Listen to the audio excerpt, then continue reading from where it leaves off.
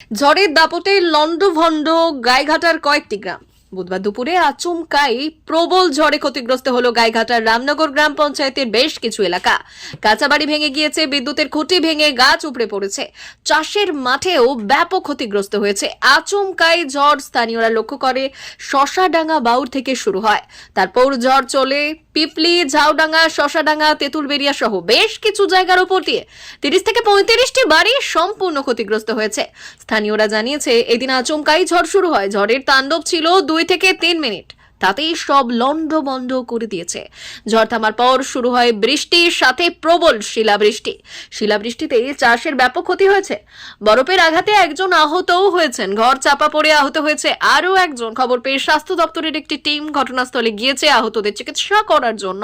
আজকে রামনগরে যে টর্নেডো হয়েছে, মিনিট 10-20 টর্নেডো, তাতে ব্যাপক ক্ষয়ক্ষতি হয়েছে চকডাউনডাঙ্গা, তেঁতুলবেড়িয়া এবং আমাদের আগারেপাড়া, এসব জায়গায় ক্ষয়ক্ষতি হয়েছে এবং প্রচুর বাড়ি, যেমন 40-42টা বাড়ি পড়ে একদম মাটির সঙ্গে মিশে গিয়েছে এবং শিল পড়ে একজনের সারা দেহ ক্ষতবিক্ষত হয়ে গেছে।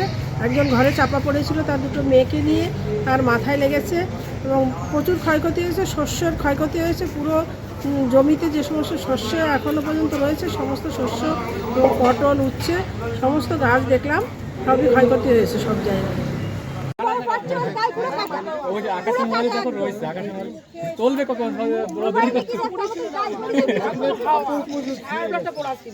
আমার ঝড়ে ফেলে দিয়েছে রাস্তা, কাপড় ছিঁড়ে সে বেঁধে রয়েছে গাছে, যে গাছের বাড়ি নিয়ে ফেলিছে সেই গাছে বেঁধে রয়েছে কাপড়। আমি বাড়িতে দেখে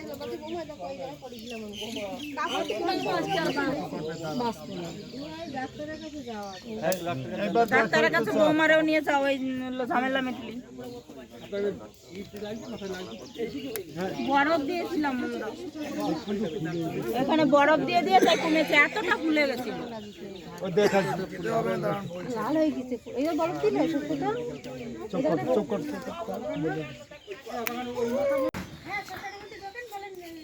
শ্মশানে জল পার হতে হবে, না এই ঝাড়া উঠতে হবে, শুনতে হবে।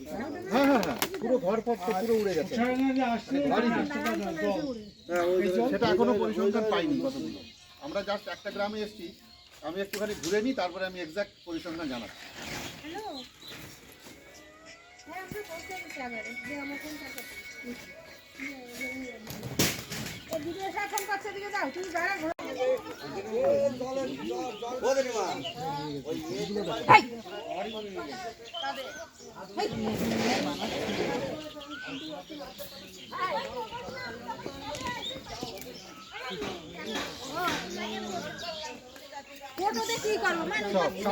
সব দেখেছি আমার নেওয়া হয়ে গেছে।